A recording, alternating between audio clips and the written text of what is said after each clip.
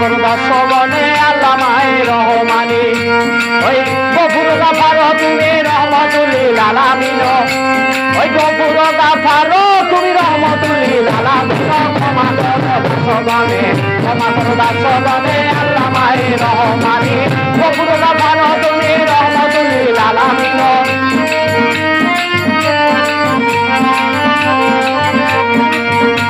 ওই দাবে ওল্লা তুমি ওই কাজে ওল হাজাত তুমি দাবে ওল্লা তুমি